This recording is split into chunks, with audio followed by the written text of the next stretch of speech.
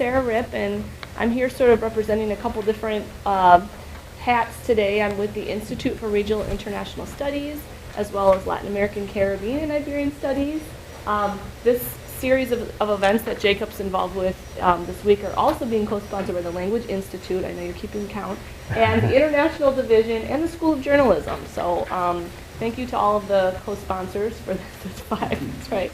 So I will kind of just give you a quick little rundown on both of our speakers today. I'm always super excited to have Jacob Kushner come back to campus. He's one of my former advisees, one of my first ones when I started working for LOUverture. So it's always a pleasure when he emails me and says he'll be in town. And this time I got him like hooked up in a lot of ways. He's got a jam-packed schedule of classroom visits and career panels and all sorts of things. But Jacob has a degree here from Latin American Studies, as well as the School of Journalism, and went on to get his master's degree in political journalism, from Columbia, New York City.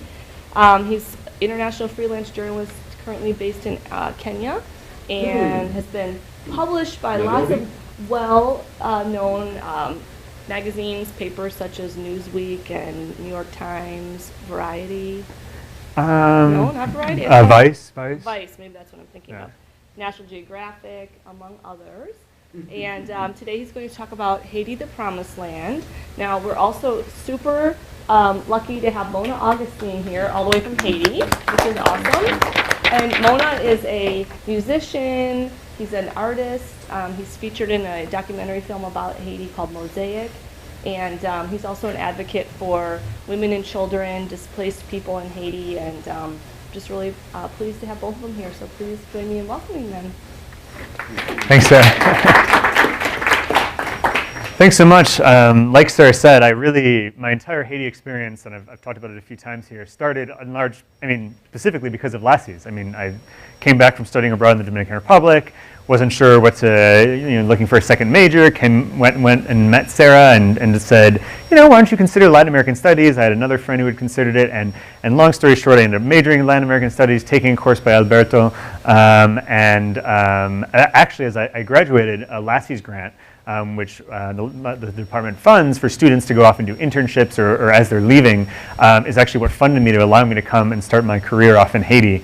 And now I'm still 7 years later coming back to Haiti. I'm spending time there. So I really want to thank the LOUverture department for funding those things for students. They're very important. I would never have gone to Haiti had it not been for that. So, and I want to just make sure it's clear how lucky we are to have Mona here today, because essentially Mona's story, which has been featured in a film and in other places, the story of him and his community in Haiti intersects exactly with kind of my most recent reporting project in Haiti, which I want to talk about. And also because I think Mona may have some different perspectives from the ones that I'm going to talk about, from the people that I met in this place I'll tell you about. You'll see why, but I wanted to start out with just showing just a brief trailer of Mosaic, a film made by a friend of ours, John Bouger, who I first lived with in Haiti years ago as he was making this film. And so we'll start there just to give you a perspective of kind of the background in the city and where it came from. And let me see if I can pull that up. Let's see.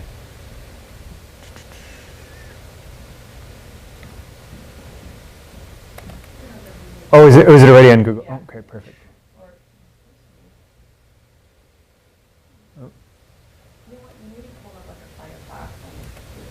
There it is? Perfect. Let me just put that. Thanks. Oui, c'est un dirigeant du camp de Cité Mosaïque. Je voudrais appeler pour savoir s'il y a pas quelque chose quand même qu'on puisse faire pour nous.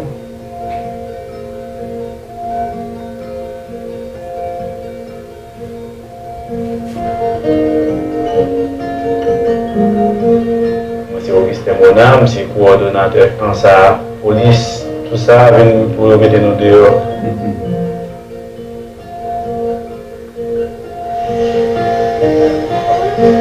We wanted to land a signal for the new Haiti.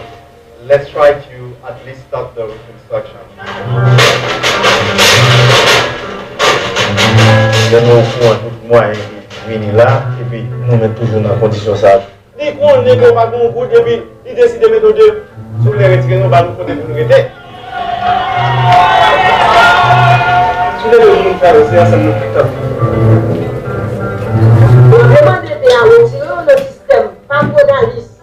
Nous sommes capables de faire ça. Et puis nous côté pour nous c'est comme si c'est un paradis nous des Merci pour les mon qui là il dit il doit pas le caser par rapport avec Seigneur de avant.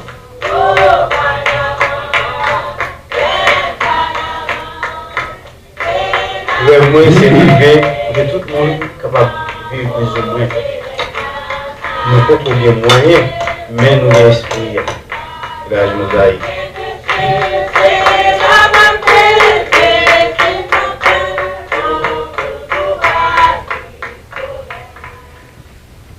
So, in a little bit, Mona's going to talk more about kind of the experience of his particular community and the one that's featured in this film, which we won't have time to watch all of. But NASA launched the biosatellite program, which attempted to study the Vimeo's effects trying of to radiation and show us something else. microgravity. All right, Vimeo. Let's get back here.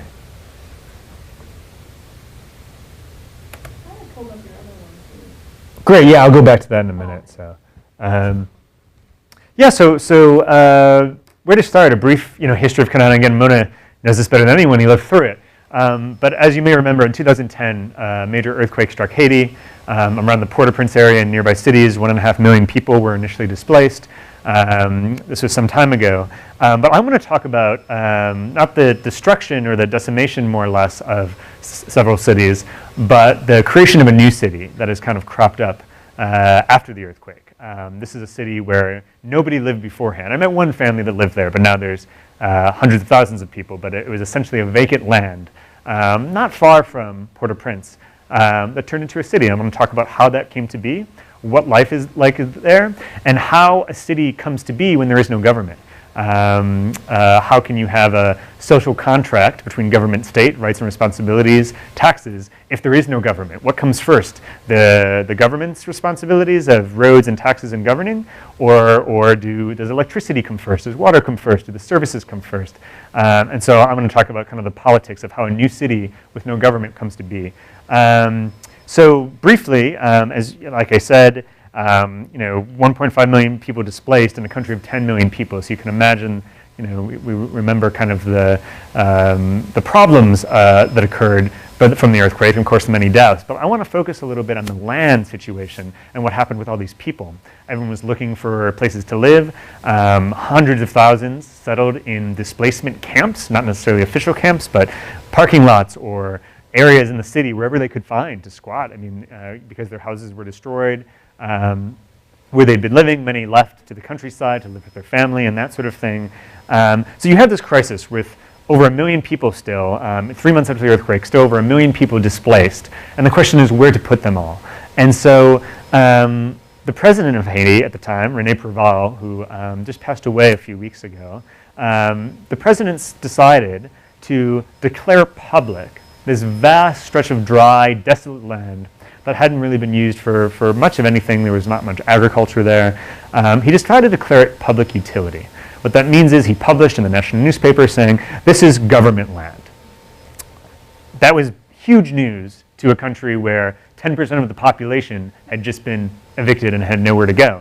To them, when they saw in the news and the newspaper and through rumors that just an hour north of Port-au-Prince, here was all this free land for the taking, they went there en masse. Now, government land does not mean free land. It did not belong to these people, but perhaps President Préval meant it this way. We'll get into that a little bit in the politics of land. But Haiti is a small country. There's, I'm not going to get too much into the, kind of colonial to present past of the land situation there, though we can in the discussion if we want. But long story short, he declares the land public just a few months after the earthquake, in order for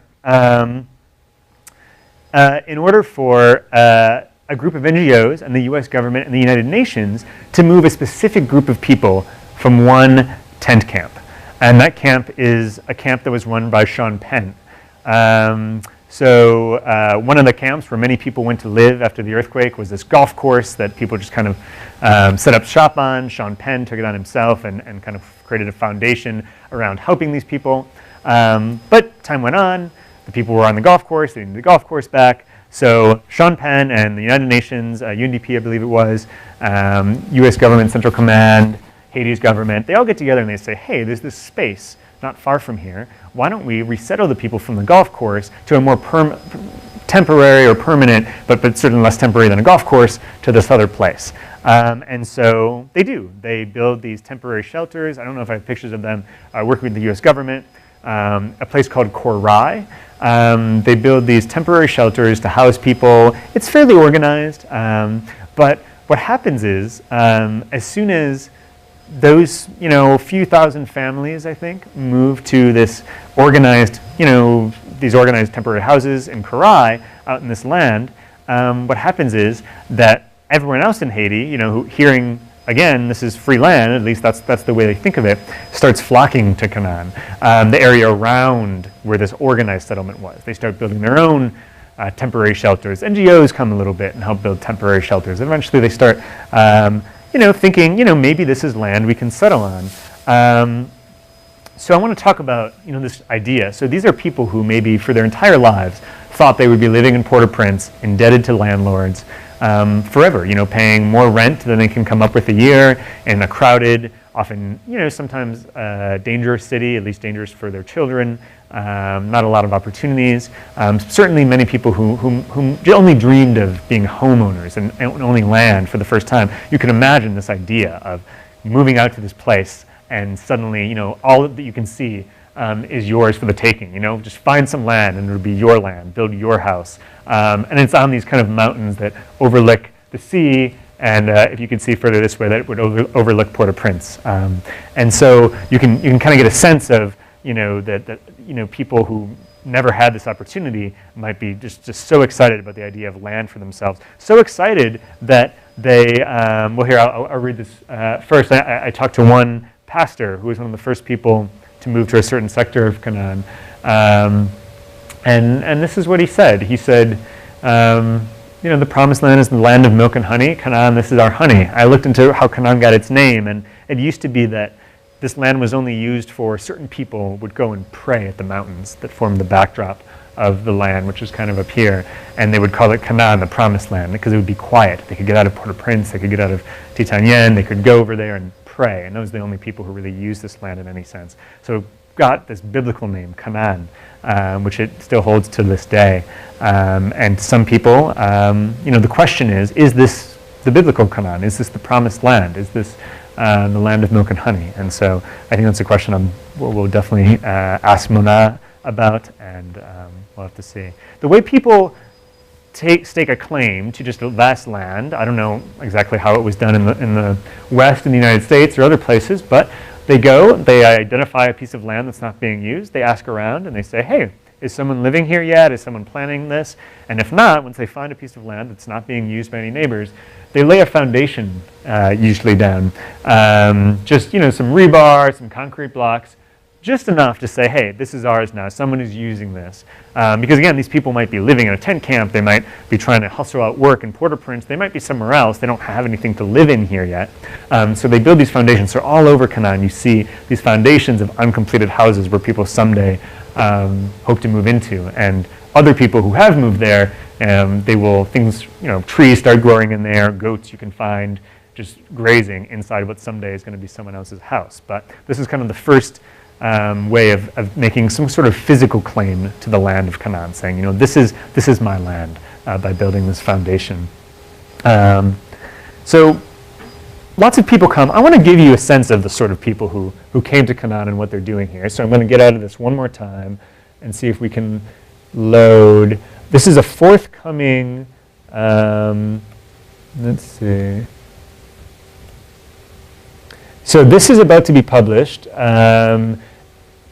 A photographer named Allison Shelley and I have been going to Canaan to do a feature for the Virginia Quarterly Review about the politics of it and the entrepreneurs of it and the people who make it be. And this is going to be published soon, and anyone who wants can kind of zoom in and see actually all of the different streets and every single house or structure in Canaan has been mapped by OpenStreetMaps with the Red Cross doing some of the work. And you can read about that in the forthcoming article for VQR. But I wanted to show you guys this map because Allison, the photographer, who Mona knows as well and has photographed Mona over the years, did this great thing where she went and profiled different people living in Canaan. So I just want to give you a sense of you'll get to know Mona, so I'll actually skip that. But this will let you zoom in and kind of see the different people, where they live, where their businesses operate. She was just fascinated by how in just a few years all these entrepreneurs arrived, setting up their businesses. Let's see, let me see if I can remember this guy. Yeah. It was not just a gift from the government, it was a gift from God. He's talking about the land there. So just to give you a perspective of people's views on this sort of place. I won't go through all of these. Maybe this we should come back to. Mona, that relates more to Mona's story, so we'll come back to that. A shoe seller, a guy who fixes shoes, a barber, set up his little shop here. I think that's the tailor, that's a tailor. Let's see. The nice thing about this map is, you can just get the sense for the enormity of the place. Let me zoom out for a sec. Maybe this will help give you guys a sense of this place. So I'll actually zoom all the way out and show you. This is Haiti. Okay, so Haiti, in the Caribbean, here you go. We zoom in on Port-au-Prince. And if you Port-au-Prince is a very large city, largest in Haiti, of course, somewhere around possibly as many as 3.5 million people in the surrounding area, in the Port-au-Prince area, and the cities that surround it. So all of this here, which I'll zoom in on in a sec, no one was living here in this whole area. This is Canaan. This is what was empty before the earthquake, and it's what was called public. And so if you zoom in and you just see the number of streets, the number of businesses, houses, it's kind of amazing to walk through here and see what's been created in such a short amount of time. And now what's been created is largely by people's own hand. So of course, after the earthquake, as you might know, $10 billion in aid, an unprecedented amount, was pledged to help rebuild Haiti. Almost none of it early on went to Canaan whatsoever. Actually, 3 years in, the people of Canaan, people of Haiti, who are often described as the poorest people in the Western Hemisphere, these people in just 3 years had invested $100 million of their own money collectively, $100 million to build this place, to build their businesses, to build their homes, to build roads in some cases, electricity, bring themselves electricity in some cases. So just to show you the kind of ability of people to, the false stereotype of just because people are poor doesn't mean they can't save and invest in certain ways and find mechanisms, but also to say that as poor and struggling as people were, just to point out what they were able to create in just a few years with their own money. So I don't know how much time I have to go through all of these. This is actually one couple who had been living here before the earthquake, which is kind of interesting. And they said that it was wonderful when people came in. It used to be a very insecure area. They were the only family around. And now they have neighbors. They have a community. They have people they can borrow sugar from. They have people they can sell their corn to. They were interesting because almost no one was here. Literally maybe a handful of families before the earthquake. To show you the sort of entrepreneurship, I wonder if I can zoom in on that. Maybe I have a picture of it later, but this is people constructing their own electricity poles. So there's no government there. The government hasn't brought electricity except to a couple small parts of Canaan. And so people are building their own, building poles, erecting them in teams like this, called a combit, a group of people volunteering in the community. And then they hope to bring electrical wires and kind of illegally connect their electricity to the public grid, but then pay the person at the end of the public grid who's going to have a crazy bill, and so pay that person to siphon their electricity and whatnot. In some neighborhoods of Canaan, this has already happened, and so people have electricity at night a little bit because of this. This is actually one where, unfortunately, the project stalled. They ran out of funds, couldn't get the line to go all the way down to, so far anyways, haven't gotten it all the way down to the public grid. But just to give you a sense of how people are taking things into their own hands. Tons of schools in Canaan, tons of churches. You guys would be able to flip through this. I can send a link, or we can share a link. eventually. But let me get back into the PowerPoint here. So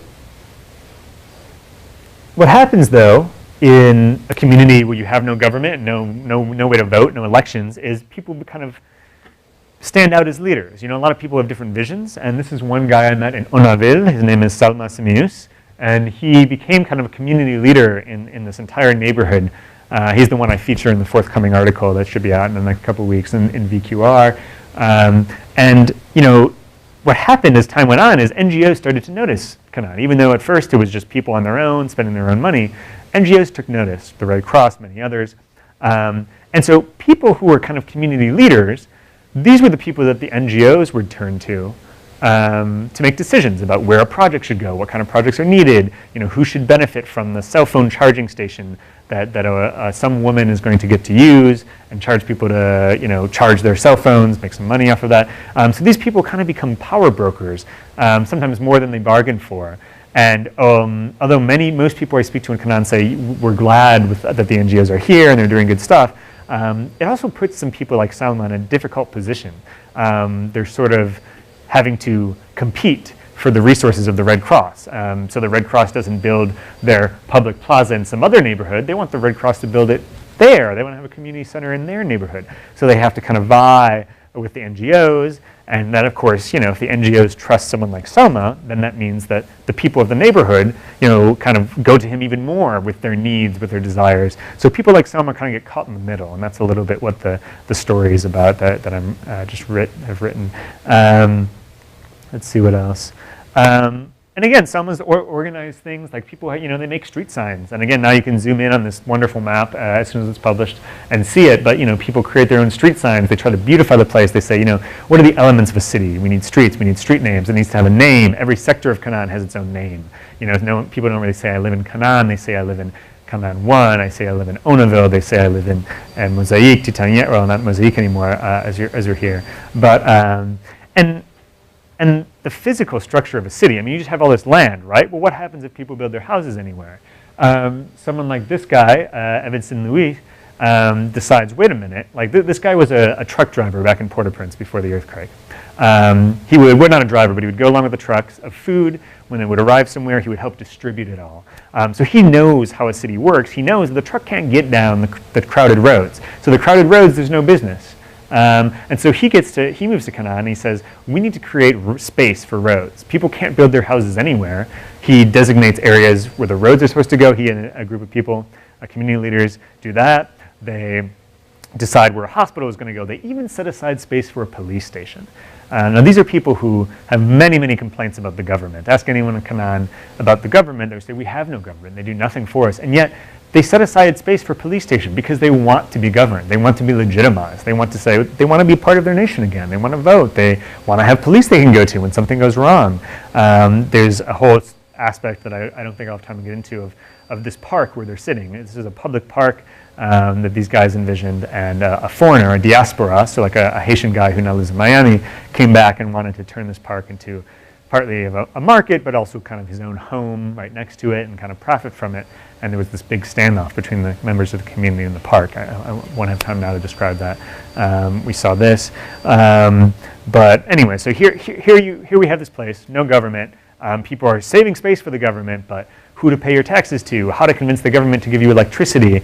That all comes down to this guy. This guy, Clement Belizer, is the man charged with figuring out how to bring government into a city of probably 300,000 people, although the last survey was 200, but that was a few years ago. So it all comes down to this guy. And I met him and I asked him, like, how do you bring government? And I say, the people say there is no government. And he says, well, they're not paying taxes. And I say, well, which comes first? And this is this great discussion I had with him. Yeah, a very smart guy, grew up in Brooklyn, but of Haitian descent.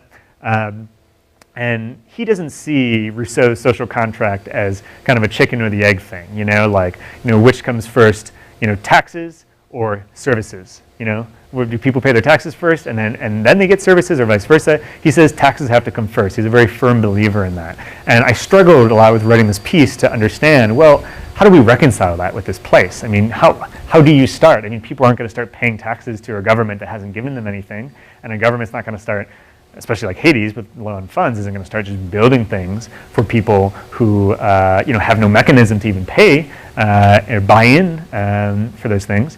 And so it's kind of this interesting problem. And personally, though I think I couldn't figure out how the social contract works in this instance, and I had studied someone named Charles Tilley. I don't know, some of you may be familiar with his contentious politics, his writing about how different community groups. Essentially, I was looking for a different lens to view how a government and people come into a contract. And Charles Tilley, this longtime Columbia professor who passed away several years ago, and wrote all these books about how his theory is people first create an identity. And they say, my identity is Onavel, which is different from Canaan, which is different. You're a group of people. And then that group kind of starts to advocate for its needs in different ways. Once you have an identity, you can advocate for yourself. And so what happens is in Canaan is that if you go there on a Sunday, or pretty much any day, but you go there on a Sunday, everywhere you go, there will be meetings of people. There's a women's groups, there's a youth groups, there's church groups of all sorts, ones that's working on housing, helping people build their own homes. There's just thousands and thousands of community groups that each kind of form together with their own idea. They want something. There's a group that's a women's group that's trying to get a cemetery built. Why? I mean, the women are responsible for taking care of the families, generally taking care of people from life and through death. And they say, this is a big city, people die here, we have nowhere to bury them. You put them on the mountains and the bodies could get washed away and whatnot. We need a cemetery. And so they get together and they try to find a way to convince the men that this land should be used for a cemetery, not for a school even, or whatever it is, People kind of form together to try to wield power in numbers, to try to advocate things. And they do that also then eventually in bigger groups to advocate to the state, to advocate to people like Clement Belisaire to bring in electricity, water, like the things that really a state ought to be providing. But I mean, Belisaire's in a difficult spot. Haiti's government's in a difficult spot. They're playing catch up in a city they didn't design, they didn't build, they're not there. There's two different municipalities fighting for control, who will get to tax Canaan. There's two different states, I guess, or cities, fighting for that. So,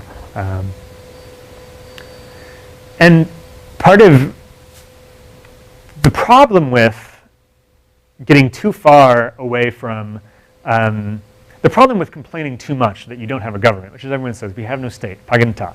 The problem is, if you claim that you are not a part of your country, that you're not a part of government, and it goes so far to claim that you're not really a part of your country, then you actually lose that ability to advocate, according to Tilley, right? Like if you're saying, you're so neglected that you don't have anything, which is what I hear all the time from people in Canaan, then you kind of lose that right. So it's a difficult balance, and I don't know if people do it consciously or not, but you see in Canaan, the same things you see all over Haiti are the rhythms and the traditions of nationalism, from singing the national anthem every day at school, to kids on Flag Day dressing up pristinely, and kids marching around, singing songs, their parents marching them around on Flag Day.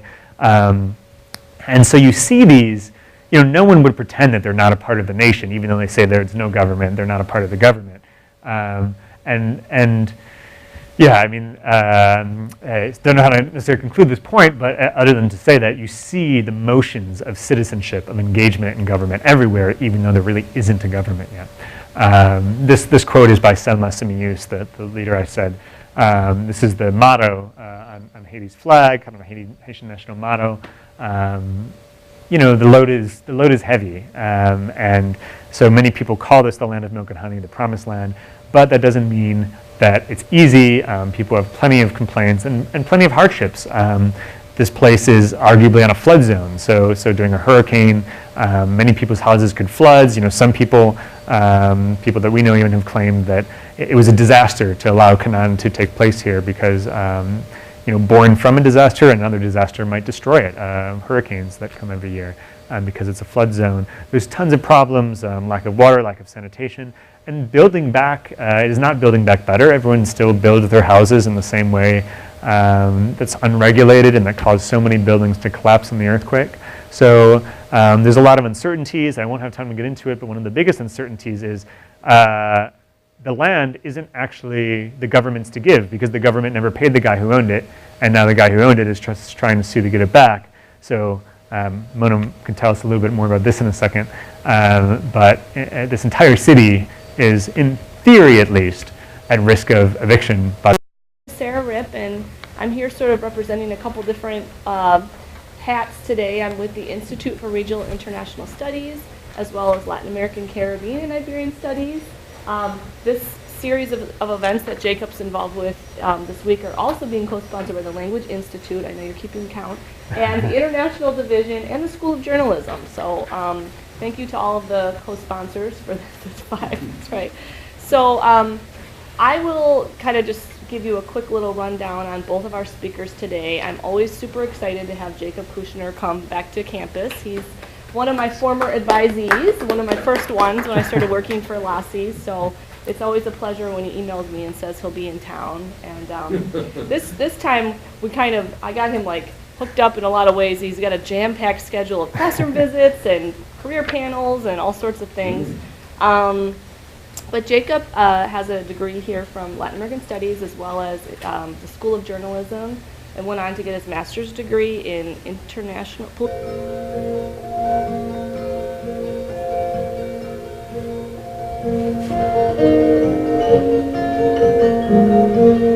Monsieur Augustin Mona, monsieur coordonnateur Kansa, police, tout ça, venez pour mettre nous dehors.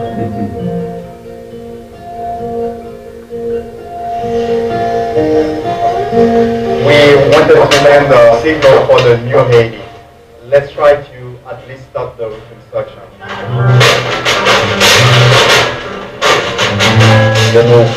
Moi, venir là, et puis nous mettons toujours dans la condition ça. Dès qu'on n'est pas bon coup, et puis il décide de mettre deux, sur les retirer, nous allons nous côté pour nous rester. Sur les deux, nous faire aussi, ça nous fait top.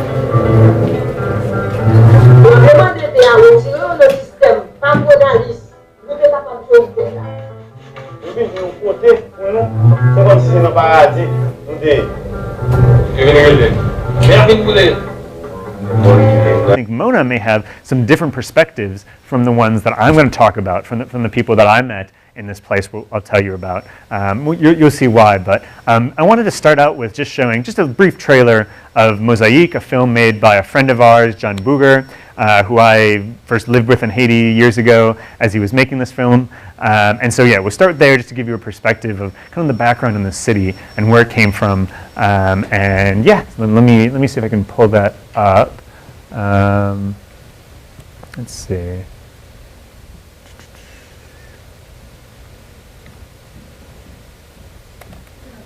Oh, is it already on Google? Oh, okay, perfect.